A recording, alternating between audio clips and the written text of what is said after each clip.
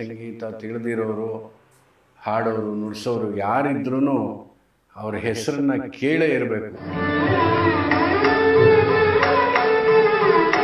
ಕಲಿತ ವಿದ್ಯೆನ ಅವರು ಮಾತ್ರ ಇಟ್ಕೊಳ್ಳದೆ ನೂರಾರು ವಿದ್ಯಾರ್ಥಿಗಳಿಗೆ ಧಾರೆ ಎರೆದಿದ್ದಾರೆ.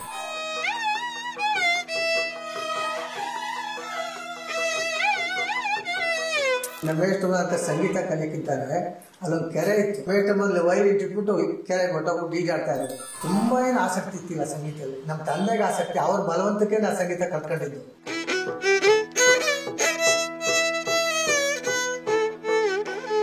ನಾನು ತುಂಬ ದೊಡ್ಡ ವಿದ್ಯಾರ್ಥಿ ಆಗಿದೆ. PUC ಇಂಗ್ಲೀಷ್ ಮೀಡಿಯಂ ಬೇರೆ ಸೇರ್ಕೊಂಡ್ರೆ ನನಗೆ ಏನದು ಅರ್ಥ ಆಗಲಿಲ್ಲ, ಫೇಲ್ ಆದೆ. ನನಗೆ ಈ ಸಂಗೀತ ಕಚೇರಿನೇ ಕೇಳಿಲ್ಲದೆ ಇದ್ದಿದ್ದರಿಂದ ನನಗೆ ಸಂಗೀತ ಕಚೇರಿ ಕೇಳೋದ್ರಲ್ಲಿ ತುಂಬ ಆಸಕ್ತಿ.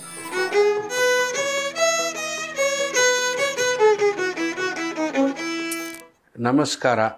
ನಮಸ್ಕಾರ ವೀಕ್ಷಕರಿಗೆಲ್ಲ ಸುಸ್ವಾಗತ. ಸಂಗೀತಾಭಿಮಾನಿಗಳು, ಕಲಾಭಿಮಾನಿಗಳು ಎಲ್ಲರಿಗೂ ಸ್ವಾಗತವನ್ನು ಬಯಸುತ್ತಾ ಇವತ್ತು ನಾವು ಮೈಸೂರಿನಲ್ಲಿದ್ದೀವಿ.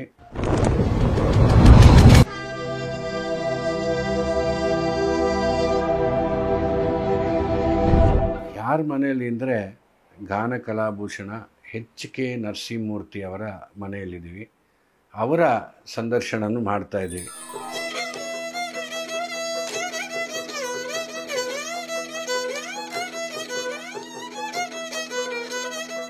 ಸಂಗೀತ ತಿಳಿದಿರೋರು, ಅದರಲ್ಲೂ ಕರ್ನಾಟಕ ಸಂಗೀತ ತಿಳಿದಿರೋರು, ಹಾಡೋರು, ನುಡಿಸೋರು ಯಾರಿದ್ರೂ ಅವ್ರ ಹೆಸರನ್ನ ಕೇಳೇ ಇರಬೇಕು. 78 ವರ್ಷಗಳ ನರಸಿಂಹಮೂರ್ತಿಗಳವರ ಸೇವೆ ಸುಮಾರು 6 ದಶಕಗಳಿಗೂ ಮೀರಿದ್ದು ಸಂಗೀತದಲ್ಲಿ. ಅವರು ಹೊಳೆ ನರಸೀಪುರ ಚನ್ನರಾಯಪಟ್ಟಣದವರು. ಆ ನಂತರದಲ್ಲಿ ಅವರು ಮೈಸೂರು ಬಂದು ಚೆನ್ನೈಗೆ ಹೋಗಿ ಖ್ಯಾತರಾದಂತಹ MSG ಮತ್ತು ಅವರ ಅಣ್ಣ ಅನಂತರಾಮನ್ ಇವರಲ್ಲೆಲ್ಲ ಕಲಿತು ಆ ಕಲಿತ ವಿದ್ಯೆನ ಅವರು ಮಾತ್ರ ಇಟ್ಕೊಳ್ಳದೆ ನೂರಾರು ವಿದ್ಯಾರ್ಥಿಗಳಿಗೆ ಧಾರೆ ಎರೆದಿದ್ದಾರೆ.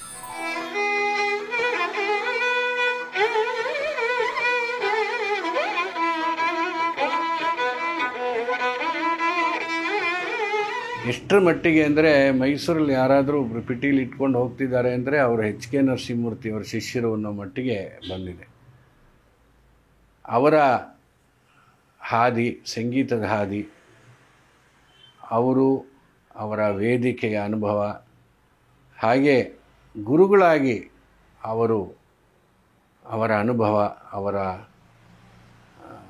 ಕರಡಿಯಲ್ಲಿ ಪಳಗಿದಂತಹ ಶಿಷ್ಯರು, ಇವರನ್ನೆಲ್ಲ ನಾವು ಕೆಲವು ಸಂದರ್ಶನ ಮಾಡ್ತಾ ಇದ್ದೇವೆ. ಮುಖ್ಯವಾಗಿ ಶ್ರೀಯುತರಾದಂತಹ ಗಾನ ಕಲಾಭೂಷಣ HK ನರಸಿಂಹಮೂರ್ತಿ ಅವರ ಸಂದರ್ಶನ ಮಾಡ್ತಾ ಇದ್ದೀವಿ. ಪಿಟೀಲು ಪರಂಪರೆ ಅವರ ಮಗ HN ಭಾಸ್ಕರ್ ಮಗಳು ಪೃಥ್ವಿ, ಹೀಗೆ ಮುಂದುವರ್ತ್ಕೊಂಡು ಬರ್ತಾ ಇರೋದು ಇನ್ನೂ ಬಹಳ ಸಂತೋಷದ ವಿಷಯ. ಸರ್ ನಮಸ್ಕಾರ. ನಮಸ್ಕಾರ. ಸ್ವಾಗತ ಸರ್.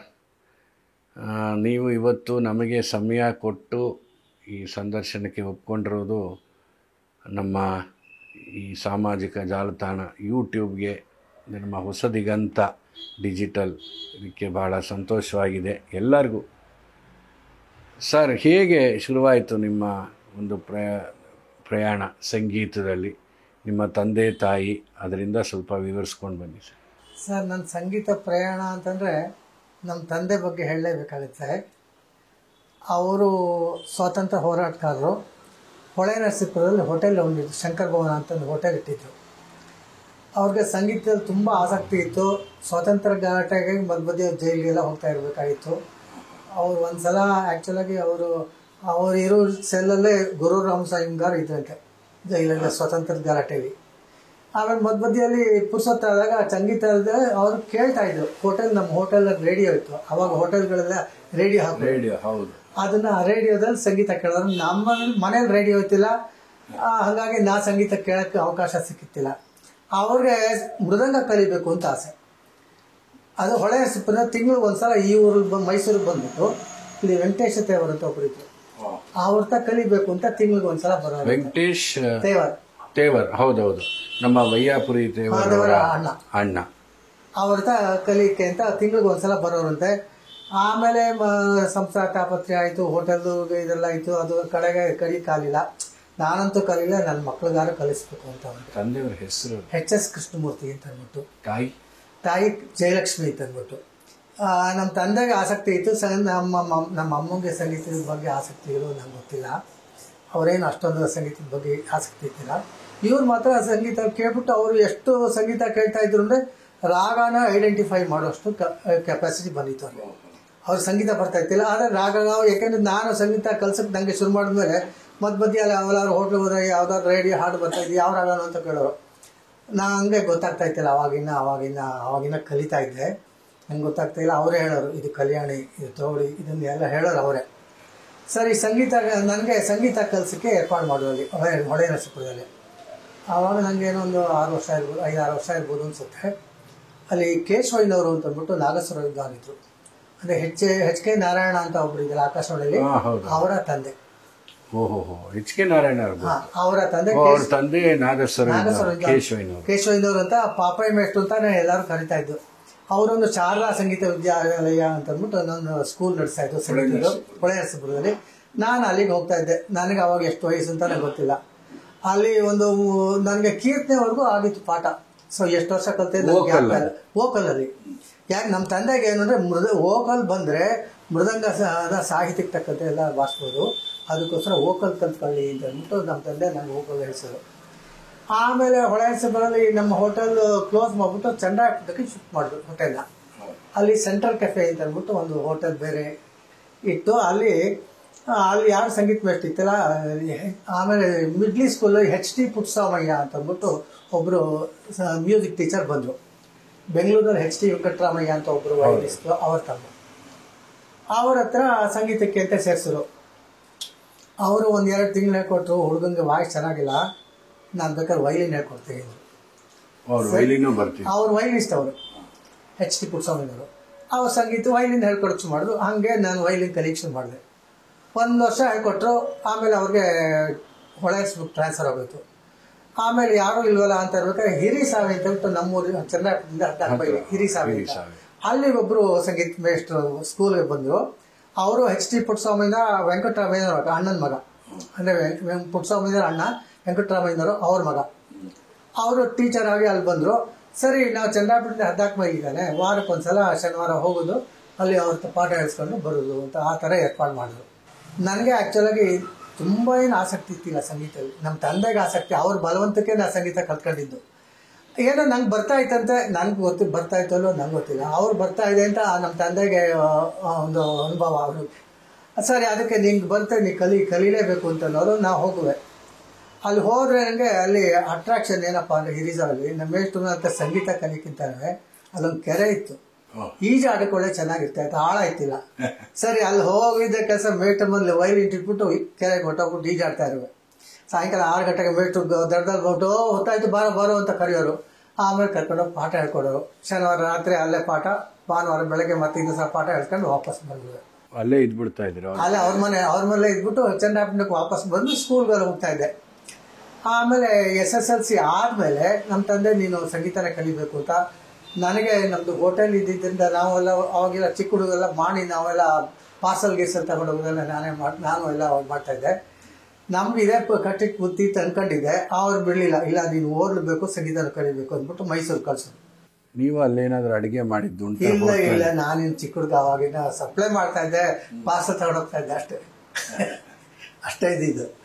ಆಮೇಲೆ ಮೈಸೂರಿನಲ್ಲಿ ಪಿಟೀಲ್ ಮುತ್ತಣ್ಣವರು ಅಂತಂದ್ಬಿಟ್ಟು, ಚಂದ್ರಾಯಪಟ್ಟಣ ಪಕ್ಕ ಆನೆಕೆರೆ ಅಂತ, ಆನೆಕೆರೆ ಮುತ್ತಣ್ಣವರು ಅಂತಲೇ ಅವ್ರ ಹೆಸರು, ಅವ್ರು ಪಿಟೀಲ್ ಮುತ್ತಣ್ಣವರು ಅಂತ. ಅವ್ರ ಹತ್ರ ಅವರು ನಮ್ಮ ತಂದೆನೂ ಪ್ರೈಮರಿ ಮಿಡ್ಲ್ ಸ್ಕೂಲಲ್ಲಿ ಕ್ಲಾಸ್ಮೇಟ್ಸ್ ಅಂತೆ.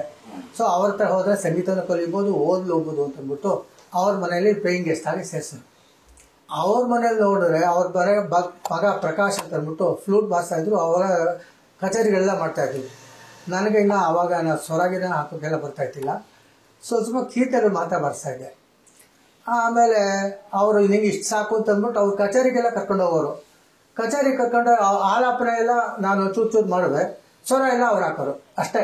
ಆಮೇಲೆ ವೋಕಲ್ನವರು ಅವ್ರ ಶಾರದಮ್ಮ ಅಂತ ಹಾಡೋರು, ಅವ್ರ ಜೊತೆಗೆ ಪ್ರಕಾಶ್ ಫ್ಲೂಟು, ನಾ ವೈಲಿನು.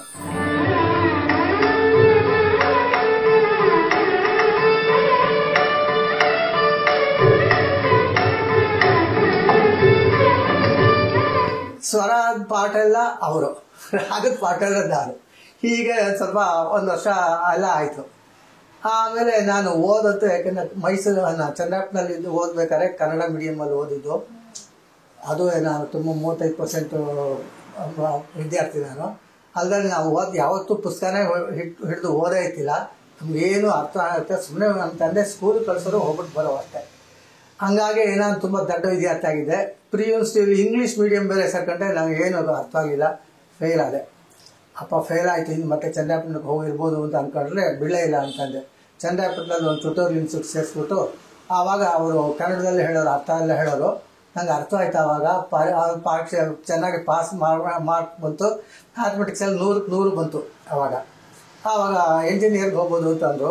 ಆಮೇಲೆ ನಮ್ಮ ತಂದೆ, ಇಲ್ಲ ನೀವು ಎಂಜಿನಿಯರ್ ಆಗಿ ಏನು ಮಾಡಬೇಕು, ಸಾಧಿಸ್ಬೇಕಾಗಿಲ್ಲ, ಆಮೇಲೆ ವೈಲಿನ್ ಕಲ್ತ್ಕೊಂಡು ನೀವು ಕಚೇರಿ ಮಾಡಬೇಕು, ನೀವು ಎಂಜಿನಿಯರ್ ಆದರೆ ಅದನ್ನು ಹೊರಗಡೆ ಎಲ್ಲ ಹೋಗ್ಬಿಟ್ಟು ಬರುವಷ್ಟರೊಳಗೆ ಸುಸ್ತಾಗಿರುತ್ತೆ, ವೈಲಿನ್ ಊಟಕ್ಕೆ ನೇತಾಗಿರಬೇಕಾಗುತ್ತೆ, ಅಷ್ಟೇ ನೀವು ಪ್ರಾಕ್ಟೀಸ್ ನುಡ್ಸೋಕ್ಕಾಗಲ್ಲ, ಬೇಡ ನೀವು ಸಂಗೀತ ಒಂದೇ ಹೊತ್ತು ಊಟ ಮಾಡಬೇಕು, ಪರವಾಗಿಲ್ಲ ಸಂಗೀತನೇ ಕಲಿಬೇಕು. ಸೊ ಈ ಸಂಗೀತ ಕಲ್ತಿದ್ದು ಪೂರ್ತಿ ಕ್ರೆಡಿಟ್ ನಮ್ಮ ತಂದೆಗೆ, ನನಗಿಂತಲೇ ಅವ್ರಿಗೆ. ಸರಿ, ಆಮೇಲೆ ಪ್ರಿ ಯೂನಿವರ್ಸಿಟಿ ಆದಮೇಲೆ ನಾನು ಮತ್ತೆ BSc ಸೇರ್ಕೊಂಡೆ. ಆವಾಗ ನಾನು ಹೇಳಿದಂಗೆ ಇವ್ರ ಮನೆ ಸಂಗೀತ ಓವರ್ಡೋಸ್ ಆಗಿಬಿಡುತ್ತೆ, ನಂಗೆ ಕೇಳೋಕ್ಕಾಗಲ್ಲ, ಅಲ್ಲಿ ಅಷ್ಟೊಂದು ಕಲಿಯೋಕ್ಕೆ ಕಷ್ಟ ಆಗುತ್ತೆ, ನಾನು ಹಾಸ್ಟೆಲ್ ಓದ್ತೀನಿ ಅಂತಂದರೆ ಹಾಸ್ಟೆಲ್ಗೆ ಸೇರಿಸಿದ್ರು. ಅಷ್ಟೊತ್ತಿಗೆ ಮುತ್ತಣ್ಣವರು ಕಿವಿ ಕೆಡ್ಸಾಯ್ತು, ಅವ್ರಿಗೆ ಪಾಠ ಹೇಳ್ಕೊಂಡು ಕಷ್ಟ ಆಗ್ತಾಯಿತ್ತು. ಆವಾಗ ಟಿ ಪುಟ್ಟಸ್ವಾಮಯ್ಯ ಅಂತಂದ್ಬಿಟ್ಟು ಚೌಡಯ್ಯನವ್ರ ತಮ್ಮ, ಅವ್ರ ಹತ್ರ ಸೇರಿಸಿದ್ರು. ಅವರು ವಾರಕ್ಕೊಂದ್ಸಲ ಅಲ್ಲಿ ಹೋಗಿ, ಅದು ಹಾಸ್ಟೆಲಲ್ಲಿ ಇದ್ದರೆ ಹುಡುಗರೆಲ್ಲ ವೈಲಿನ್ ತಂತಿ ಎಲ್ಲ ಕಿತ್ತಾಕ್ಬಿಡೋರು, ಬೇರೆ ಹುಡುಗರೆಲ್ಲ ವೈಲಿನ್ ನುಡ್ಸಕ್ಕೆ ಹೋಗ್ಬಿಟ್ಟು. ಅದಕ್ಕೋಸ್ಕರ ಅವ್ರ ಮೇಷ್ಟ್ರ ಮನೇಲೆ ವೈಲಿನ್ ಇಟ್ಟಿದ್ದೆ. ವಾರಕ್ಕೊಂದು ಸಹ ಹೋಗೋ ಅವ್ರೇನೇ ಹೇಳ್ಕೊಂಡು ಅದು ಕಲ್ತ್ಕೊಂಡು ಹೀಗೆ 3 ವರ್ಷ ಆಯಿತು. ಆಮೇಲೆ ಮ್ಯೂಸಿಕ್ ಕಾಲೇಜ್ಗೆ ಸೇರ್ಕೊಂಡೆ ನಮ್ಮ ತಂದೆಗೆ. ಯಾಕೆಂದರೆ ನಾನು ಸಂಗೀತಕಾರನೇ ಆಗ್ಬೇಕು ಡಿಸೈಡ್ ಮಾಡಿಬಿಟ್ಟಿದ್ರು ಅವರು. ಮ್ಯೂಸಿಕ್ ಕಾಲೇಜಲ್ಲಿ ಆದರೆ ನೀವು ಯಾವುದಾದ್ರು ಸಂಗೀತದ ಬೇಸ್ಟ್ ಆಗಿರ್ಬೋದು, ಈ ಸ್ಕೂಲಲ್ಲಿ ನೀವು ಸಂಗೀತ ಕಲ್ತ್ಕೊಂಡ್ರು. ಹಾಗಾಗಿ ನಾನು ಮ್ಯೂಸಿಕ್ ಕಾಲೇಜ್ ಸೇರ್ಕೊಂಡೆ. ಆದರೆ 1 ವರ್ಷ ಆಗೋಷ್ಟರೊಳಗೆ ನನಗೆ ಬೇಜಾರಾಗೋಯ್ತು. ಏನು ಅಂದರೆ ಆವಾಗಿಂದ ಮೈಸೂರು ಯೂನಿವರ್ಸಿಟಿ ಸಂಗೀತ ಶುರು ಮಾಡಿದ್ದು. ಅಲ್ಲಿ ಯಾರು ಯೂನಿವರ್ಸಿಟಿಗೆ ಯಾರೋ ಗೆಸ್ಟ್ ಬಂದರೆ ಬಂದ್ಬಿಟ್ಟು ಅವ್ರನ್ನೆಲ್ಲ ಮ್ಯೂಸಿಕ್ ಕಾಲೇಜ್ ಕರ್ಕೊಂಡ್ಬಿಟ್ಟು, ಹೀಗೆ ನಾವು ಯೂನಿವರ್ಸಿಟಿ ಫೈನ್ ಆರ್ಟ್ಸ್ ಕಾಲೇಜ್ ಮಾಡಿದ್ವಿ ನೋಡಿ ಅಂತವರು. ಅವ್ರ ಎದುರುಗಡೆ ಏನೋ ಒಂದು ಪ್ರೋಗ್ರಾಮ್ ಕೊಡೋಕ್ಕಲ್ಲ, ಅವರು ಡ್ಯಾನ್ಸ್ ಆಡಿದ್ರೆ ಒಂದು 2-3 ಜನ ಡ್ಯಾನ್ಸರ್ಸು, ಪ್ರೊಫೆಷನಲ್ ಡ್ಯಾನ್ಸರ್ಸ್ ಅವರೆಲ್ಲರೂ ವೆಂಕಟಲಕ್ಷ್ಮನ ಸ್ಟೂಡೆಂಟ್ಸು. ವೆಂಕಟಲಕ್ಷ್ಮನವ್ರು ಕಾಲೇಜಲ್ಲಿ ಬೇರೆ ಅವರಿದ್ದರು, ಅವ್ರ ಸ್ಟೂಡೆಂಟ್ಸ್ ಕರ್ಸ್ಬಿಟ್ಟು ಅವ್ರ ಎದುರುಗಡೆ ಡ್ಯಾನ್ಸ್. ಸರಿ, ಅದಕ್ಕೆ ಅಕಾಮಿಡೇಟ್ ಬಿಡಬೇಕಲ್ಲ, ಅದಕ್ಕೆ ಮಹಾದೇವ್ನವ್ರ ವೈಲಿನ್ನು ಅವ್ರು ತಪ್ಪಿಸ್ಕೊಬಿಡೋದು. ಡ್ಯಾನ್ಸ್ಗೆಲ್ಲ ಬಾರ್ಸಕ್ಕೆ ನಂಗೆ ಆಗಲ್ಲ, ನಾನು ಹಿಂಗೆ ನುಡ್ಸು ಅಂತಂದ್ಬಿಟ್ಟು ನಂಗೆ ಬಿಡೋರು. ನನಗೆ ಸಂಕೋಚ ಆಗೋದು ಡ್ಯಾನ್ಸಿಗೆ ನುಡ್ಸೋಕ್ಕೆ. ಅವ್ರ ಕಾಲು ನೋಡ್ಕೊಂಡೇ ಇರಬೇಕು, ಅವೆಲ್ಲ ಇರುತ್ತೆ. ನನಗೇನು ಅಷ್ಟೊಂದು ಇಷ್ಟ ಆಗ್ತಾ ಇರ್ತಿಲ್ಲ. 1 ವರ್ಷ ಅಭ್ಯಾಸನೂ ಇಲ್ಲ. 1 ವರ್ಷ ಆಗೋಷ್ಟರೊಳಗೆ ಸಾಕಾಗೋಯ್ತು, ಬೇಡ ಅಂತ ಅಂದ್ಬಿಟ್ಟೆ. ಅಷ್ಟರೊಳಗೆ ಏನಾಯಿತು, ಇಲ್ಲಿ MS ಕೋಪಾಕ್ಷ ಒಂದು ಕಚೇರಿ, ಬಾಲಮುರಳಿ ಕೃಷ್ಣ ಕಚೇರಿಗೆ ಬಂದಿದ್ರು. ಅವ್ರು ಕೇಳಿದ ಮೇಲೆ ಅಯ್ಯೋ ಇವತ್ತು ಕಲಿಬೇಕಲ್ಲ ಅಂತ ಆಸೆ ಆಯಿತು. ಆಮೇಲೆ ಒಬ್ಬರು ಪುಟ್ಟೂರಾವ್ ಅಂತ ಇದ್ಬಿಟ್ಟು ಅವ್ರು ಪರಿಚಯ ಮಾಡಿಸೋರು, ಹೀಗೆ ನಿಮ್ಮ ಹತ್ರ ಕಲಿಬೇಕಂತೆ, ನೀವು ಆಗಲಿ ಬರಲಿ ನೋಡೋಣ ಅಂತಂದರು. ಸರಿ, ನೆಕ್ಸ್ಟ್ ವೀಕೆ ನಮ್ಮ ಫ್ರೆಂಡ್ ಒಬ್ಬರು ಬೆಂಗಳೂರಿನಲ್ಲಿ ಕಚೇರಿ ಇತ್ತು, ಅಲ್ಲಿಗೆ ಮೇಷ್ಟ್ರು ಬಂದಿದ್ದರು. ಅಲ್ಲಿ ಅವ್ರ ಎದುರುಗಡೆ ನೋಡಿಸಿದೆ ನಾನು. ಆಯ್ತಪ್ಪ, ನೀವು ಮದ್ರಾಸ್ಗೆ ಬಂದರೆ ಹೇಳ್ಕೊಡ್ತೀನಿ ಅಂದರು. ಸರಿ, ನಾನು ಇದು ಮ್ಯೂಸಿಕ್ ಕಾಲೇಜ್ ಬಿಟ್ಬಿಟ್ಟು ಮದ್ರಾಸ್ ಬಿಟ್ಟೆ. ಮದ್ರಾಸಲ್ಲಿ ಹೋಗಿ ಒಂದು ಅವ್ರ ಮನೆಗೆ ದಿವಸ ಯಾವಾಗ ಶುರು ಮಾಡ್ತಾರಂತ ಹೋಗುವೆ. ಅವರು ನನಗೆ ತಮಿಳು ಬರ್ತಾಯಿತ್ತು, ಇಂಗ್ಲೀಷ್ ಮಾತಾಡೋ ಅಭ್ಯಾಸ ಇಲ್ಲ, ಕನ್ನಡ ಒಂದೇ. ಅಲ್ಲಿ ಕನ್ನಡ ಮಾತಾಡಿದ್ರೆ ಅರ್ಥ ಆಗಲ್ಲ, ಇಂಗ್ಲೀಷ್ ಮಾತಾಡೋಕ್ಕೆ ನಂಗೆ ಬರಲ್ಲ, ಸರಿಯಾಗಿ ಫ್ಲೂಯೆಂಟಾಗಿ ಮಾತಾಡೋಕ್ಕೆ ಬರಲ್ಲ, ತಮಿಳು ಬರಲ್ಲ. ಅವರು what are you doing to go and practise ಅಂದರು. ಅವ್ರು ಅಷ್ಟೇ, ಇನ್ನೇನು ಮಾತಾಡ್ತಾ ಇರ್ತಿಲ್ಲ, ಪ್ರಾಕ್ಟೀಸ್ ಮಾಡು ಅಷ್ಟೇ ಹೇಳೋರು. ಆಮೇಲೆ ಒಂದು 3-4 ತಿಂಗಳಾಯಿತು. ಆಮೇಲೆ ನನಗೆ ನಿನ್ನ ಈ ಫಿಂಗರಿಂಗಲ್ಲಿ ನಾ ಹೇಳ್ಕೊಟ್ರೆ ಈಗ ಅರ್ಥ ಆಗಲ್ಲ, ನಮ್ಮ ತಂದೆ ಹತ್ರ ಫಸ್ಟ್ ಕಲ್ತ್ಕೋಬೇಕು ಅಂತ. ಸುಂದರಮಯ್ಯ ಅವ್ರ ತಂದೆ. ನೀವು ಅವ್ರ ಹತ್ರನೂ ಕಲ್ತಿದ್ದ? ಅವರು ಸರಿ ಅಂತಂದ್ಬಿಟ್ಟು ಅವರು ಸರಿಗಮ ಸ್ಕ್ರ್ಯಾಚಿಂದ ಹೇಳ್ಕೊಡೋಕೆ ಮಾಡ್ರು. ಅವ್ರ ಹಿಂಗೆ ಸರಿಗಮದಿಂದ ಹೇಳ್ಕೊಟ್ಟು ಒಂದು 6 ತಿಂಗಳಿಗೆ ಅವ್ರಿಗೆ ಒಂದು ಸ್ಯಾಟಿಸ್ಫ್ಯಾಕ್ಷನ್ ಆದಮೇಲೆ ಅವ್ರಿಗೆ MSc ಕರೆದ್ಬಿಟ್ಟು, ನೋಡಿ ಈಗ ಎಲ್ಲ ನಮ್ಮ ಫಿಂಗರಿಂಗೆಲ್ಲ ಬಂದಿದೆ, ನೀವು ಹೇಳ್ಕೊಡು ಅಂತ ಹೇಳಿದ್ರು. ಆವಾಗಿಂದ MS ಕೋಪಾಕ್ಷ ಹೇಳ್ಕೊಟ್ಟು ಮಾಡಿದ್ರು. ಇಷ್ಟರ ಮಧ್ಯ ನಾನು ಅಲ್ಲಿ ಮ್ಯೂಸಿಕ್ ಕಾಲೇಜ್ಗೂ ಸೇರ್ಕೊಂಡಿದ್ದೆ. ಅಲ್ಲಿ central college of Karnataka music ಅಂತ ಇತ್ತು. ಅಲ್ಲಿ TN ಕೃಷ್ಣನ್ ಪ್ರೊಫೆಸರು, MS ಅನಂತರಾಮನ್ನು ಲೆಕ್ಚರರು. ಸೊ ಅಲ್ಲಿ ನನಗೆ ಅವರು ಹೇಳ್ಕೊಡೋರು, ಮನೆಯಲ್ಲಿ ಇವರು ಹೇಳ್ಕೊಡೋರು. ಸರಿ ಎರಡೆರಡು ಕಡೆನೂ ಕಲಿತಾ ಇದ್ದೆ.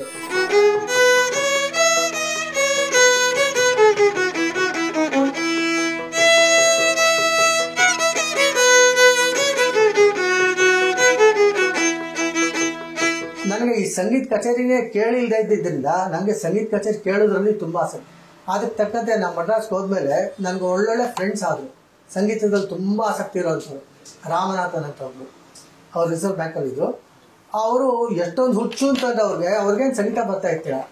ಅವ್ರು ಬೆಳಗ್ಗೆ ಎದ್ದ ತಕ್ಷಣ ನಾನು ರೂಮ್ ಅಂತ ಬಂದು ಮೂರ್ತಿ ಎದ್ದೇಳು ಕಚೇರಿ ಹೋಗ್ಬೇಕು ಅಂತ ಅಂದ್ಬಿಟ್ಟು ಬೆಳಗ್ಗೆ ಇದು ಡಿಸೆಂಬರಲ್ಲಿ ಈ ಕಪಾಲಿ ದೇವಸ್ಥಾನ ಸುತ್ತ ಭಜನೆ ಬರುತ್ತೆ, ಪಾಪನಾಶನ್ ಶಿವನ್ನು ಅವ್ರು ಬರ್ತಾ ಇದ್ರು. ಅವ್ರದ್ದು ಒಂದು ಟ್ರೂಪ್ ಇತ್ತು. ಸರಿ ಬೆಳಗ್ಗೆ 4 ಗಂಟೆಗೆ ಬಂದ್ಬಿಡೋರು. ಬಂದ್ಬಿಟ್ಟು ಏಳಿಸ್ಬಿಟ್ಟು ತಣ್ಣೀರು ಸ್ನಾನ ಮಾಡ್ಕೊಂಡು ಹೋಗ್ಬಿಟ್ಟು ಅಲ್ಲಿ ಭಜನೆಯಲ್ಲಿ ಇರ್ಬೇಕು, ಕೇಳ್ತಾ ಕೂತ್ಕೋಬೇಕು. 8 ಗಂಟೆಗೆ ಆಗೋದು. ಒಂದು ಪೂರ್ತಿ ಬರುತ್ತೆ 8 ಗಂಟೆವರೆಗೆ. ಒಂದು 25-50 ಕೀರ್ತನೆಗಳು ಹಾಡೋರು, ಎಲ್ಲ ತ್ಯಾಗರಾಜ ಕಂಪೋಸಿಷನ್ ಹಾಡೋರು, ಮಧ್ಯ ಅವತ್ತು ಕಂಪೋಸಿಷನ್ ಹಾಡೋರು. ದಿವಸ ಹಿಂಗಾಗೋದು. ಸಾಯಂಕಾಲನೂ ಅಷ್ಟೇ, ಸಾಯಂಕಾಲ 5 ಗಂಟೆ ಆಗಿದ್ರು ಬಂದ್ಬಿಡೋರು. ಇವತ್ತು ರಮಣಿ ಕಚೇರಿ ಬಾ, ಇವತ್ತು MD ರಾವ್ ಕಚೇರಿ ಇದೆ, ಡೈಲಿ ಅವ್ರ ಜೊತೆ ಕರ್ಕೊಂಡು ಹೋಗೋರು. ನನಗೆ ಡೈಲಿ ಕಚೇರಿ ಕೇಳಿದ್ರೆ ನನಗೊಂದು ಕೆಲಸ ಆಗೋಯ್ತು. ಬೆಳಗ್ಗೆ ತಕ್ಷಣ ಇಲ್ಲಿ ಇವರು ಭಜನೆ ಇದೆಲ್ಲ ಹೋಗೋದು, ಸಾಯಂಕಾಲ ಕಚೇರಿ ಕೇಳೋದು. ನಾನು 10 ವರ್ಷ ಏನು ಸಂಗೀತ ಕೇಳಿತಿಲ್ವೋ ಅದನ್ನೆಲ್ಲ ಅಲ್ಲಿ ಕೇಳೋಂಗಾಗೋಯ್ತು. ಕೇಳಿ ನಮ್ಮ ಮೇಷ್ಟ್ರು ನನಗೆ ಚುಡಾಯಿಸೋದು, ನಿಂಗೆ ಎಲ್ಲಪ್ಪ ಟೈಮ್ ಇರುತ್ತೆ, ನಿಂಗೆ ಯಾವಾಗಲೂ ಕಚೇರಿ ಕೇಳ್ತಾ ಇರ್ತೀಯ ಅಂತ. ಆಮೇಲೆ ನಾನು ಸಂಗೀತಗಾರನೆಲ್ಲ ನಾನು ಪರಿಚಯ ಮಾಡ್ಕೊಂಡು ಆಮೇಲೆ ನಾನೇ ಕಚೇರಿಗೆ ಹೋಗಿ ಸುಮಾರು ಕಚೇರಿ ಕೇಳೋಕ್ಕೆ. ಸರಿ ಅವ್ರು ಬರೋಕ್ಕೆ ಮುಂಚೆಗೆ ಸೈಕಲ್ ಎಲ್ಲಿದ್ರು ಮಡ್ರಾಸಲ್ಲಿ ಯಾವ ಸೈಡಲ್ಲಿದ್ರು ಸರಿ ಬೆಳಗ್ಗೆ ಪೇಪರ್ ನೋಡ್ಕೊಳ್ಳೋದು, ಸಾಯಂಕಾಲ ಕಚೇರಿ ಹೊತ್ಕೊ ಮುಂಚೆನೆ ಹೋಗಿ ಕಾಯ್ಕೊಂಡಿದ್ವಿ.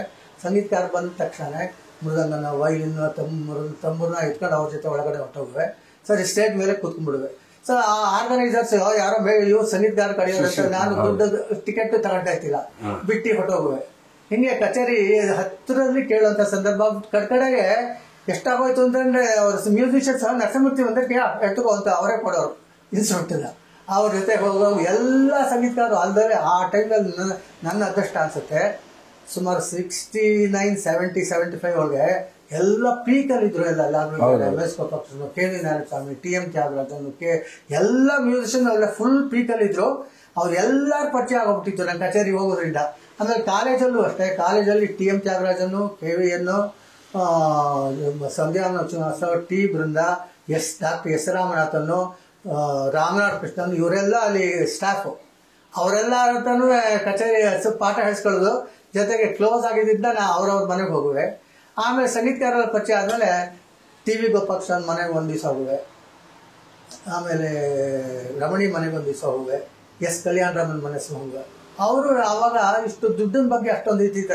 ಅವರು ನಾವು ಹೋದ್ರೆ ಹಾಡ್ತಾ ಕೂತ್ಕೊಂಡು 2 hours ಆಡೋರು. ಅವ್ರ ಜೊತೆ ನಾನು ವೈಲಿನ್ ಅಕಾಂಪೇಟ್ ಮಾಡಿದ್ವಿ. ಹಂಗೆ ಬರ್ತೋ ಬಿಡೋದು ಏನೋ ಟ್ರೈ ಮಾಡುವೆ. ಹೀಗಾಗಿ ಎಲ್ಲ ಮನೆಗೂ ನಾವು ಹೋಗುವೆ ಸಂಗೀತ ಪ್ರಾಕ್ಟೀಸ್ ಮಾಡೋಕ್ಕೆ. ಹಾಗಾಗಿ ನನಗೆ ಸಂಗೀತದ ಬಗ್ಗೆ ನಾನು ತುಂಬ ಕಲ್ತ್ಕೊಂಡೇ ಇದ್ದಲ್ಲ, ಸಂಗೀತದ ಬಗ್ಗೆ ತುಂಬ ಅರಿವು ಬಂತು ನನಗೆ.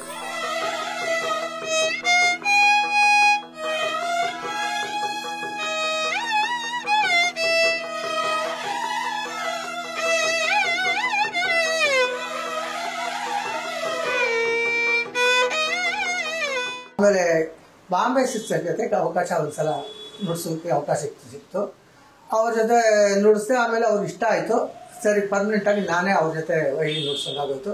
ಅವ್ರ ಜೊತೆ ಇಡೀ ದೇಶದ ಸುತ್ತ ಎಲ್ಲ ಕಡೆಗೂ ಎಲ್ಲ ಕಚೇರಿಗಳು ಅವ್ರ ಜೊತೆ ನನ್ನನ್ನೇ ಕರ್ಕೊಂಡು ಹೋಗೋರು. ಹಾಗಾಗಿ ಅಲ್ಲೊಂದು ಸ್ವಲ್ಪ ಅವ್ರ ಜೊತೆ ಹೋಗ್ತಾ ಇದ್ದಿದ್ದರೆ ತುಂಬ ಪಾಪ್ಯುಲರ್ ಆಗಿದೆ. ನನಗೆ ಎಷ್ಟಾಗ್ಬಿಟ್ಟಿದ್ದು ಅಂದರೆ ಒಂಥರ ಮಡ್ರಾಸೆ ನನ್ನ ಹೋಮ್ ಟೌನ್ ಆಗೋಗ್ಬಿಟ್ಟು ನನಗೆ ಇಲ್ಲಿ ಸಂಗೀತ ಕಲಿಯಕ್ಕೆ ಇಲ್ಲೇ ಬೆಸ್ಟ್, ಇಲ್ಲೇ ಇದ್ಬಿಡಬೇಕು ಅಂತ ಅಂದ್ಕೊಂಡಿದ್ದೆ. ನಮ್ಮ ತಂದೆಗೆ ಸಂಗೀತ ಕಲಿಬೇಕು, ಆದರೆ ಅದನ್ನು ಪ್ರೊಫೆಷನ್ ಆಗಿ ಇಟ್ಕೊಂಡ್ರೆ ತುಂಬ ರಿಸ್ಕ್ ಇರುತ್ತೆ, ಏನೋ ಕೆಲಸಕ್ಕೆ ಸೇರ್ಕೋಬೇಕು ಅಂತ. ನಮ್ಮ ದೊಡ್ಡಪ್ಪ ಅವರೊಬ್ಬರು ಆ್ಯಕ್ಟರು, ಪ್ರೊಫೆಷನಲ್ ಆ್ಯಕ್ಟರು. ಅವರು ಶಿರಹಟ್ಟಿ, P ಸಾಹೇಬರು, ಅವ್ರು ಆ ಥರ ದೊಡ್ಡ ದೊಡ್ಡ ಕಂಪ್ನಿ ಎಲ್ಲ ಇದ್ದು, ಕಡೆಗೆ ಮಾಸ್ಟರ್ ಎಣ್ಣೆ ಕಂಪ್ನಿಲೂ ಶಾಸ್ತ್ರಿಗಳು ಪಾಠ ಮಾಡ್ತಾ ಇದ್ದವರು. ಅವರು ಅಲ್ಲೆಲ್ಲ 6 ದುಬ್ಬ ಹಾಕೊಂಡು ಎಲ್ಲ ಓಡಾಡೋರು. ಮನೇಲಿ ನೋಡಿದ್ರು ತುಂಬ ಬಡತನ, ತುಂಬ ಕಷ್ಟಪಡ್ತಾಯಿದ್ರು. ನಮ್ಮ ತಂದೆ ಹೇಳಿದ್ರು, ಆರ್ಟಿಸ್ಟ್ ಲೈಫ್ ಹಿಂಗೆ ನೋಡೋಕ್ಕೆಲ್ಲ ಟಿಕ್ ಟಾಕ್ ಇರ್ತಾರೆ, ಮನೇಲಿ ನೋಡಿದ್ರೆ ತುಂಬ ಪ್ರಾಬ್ಲಮ್ ಇರುತ್ತೆ. ಅದಕ್ಕೆ ನೀನು ಸಂಗೀತ ಪ್ರೊಫೆಷನ್ ಆಗಿ ಇಟ್ಕೊಳ್ಳೋದು ಕಷ್ಟ, ಏನೋ ಒಂದು ಕೆಲಸಕ್ಕೆ ಸೇರ್ಕೋ, ಒಂದು ಟೀಚರ್ನೋ ಯಾವುದಾರೋ ಒಂದು ಸೇರ್ಕೋ ಅಂತಂದ್ರು. ಅದಕ್ಕೆ ತಕ್ಕಂತೆ ಮೈಸೂರು ಆಕಾಶವಾಣಿ ಆವಾಗ ಶುರುವಾಯಿತು, 74ರಲ್ಲಿ ಶುರುವಾಯಿತು. ಅಡ್ವರ್ಟೈಸ್ ಮಾಡೋದು ಹೀಗೆ ಅಂತ. ನಾನು ಇಲ್ಲಿ VS ರಾಜಗೋಪಾಲ್ ಅಂತ ಇದ್ರು, ಅವ್ರು ನನಗೆ ಇಲ್ಲಿ ತುಂಬ ಚೆನ್ನಾಗಿ ಕಾಂಟ್ಯಾಕ್ಟ್ ಇತ್ತು. ಅವರು ಮದ್ರಾಸ್ಗೆ ತಕ್ಷಣ ಕಾಗದ ಬರೆದು, ಈಗ ಮೈಸೂರು ಆಕಾಶವಾಣಿ ಆಗ್ತಾ ಇದೆ, ನೀವು ಖಂಡಿತ ಸೇರ್ಕೋಬೇಕು, ನಿಮ್ಗೆ ಕೆಲಸ ಸಿಗುತ್ತೆ ಅಂತ ಹೇಳಿದ್ರು. ಸರಿ, ಅಪ್ಲಿಕೇಶನ್ ಹಾಕಿದ್ರೆ 3 ಪೋಸ್ಟ್ ಇತ್ತು. 3ಕ್ಕೂ 3 ಜನನೇ ಇಂಟರ್ವ್ಯೂ ಬಂದಿದ್ದು. ನಾನು, ಶೇಷಗಿರಿರಾವು, ಜಕರಿಯ, 3 ಜನಕ್ಕೂ ಕೆಲಸ ಸಿಕ್ತು. ಸೊ ನಾನು ಇಲ್ಲಿ ಬಂದು ಈ ಊರಲ್ಲಿ 76 ಬಂದು ಈ ಊರಲ್ಲಿ ಸೆಟ್ಲಾದೆ.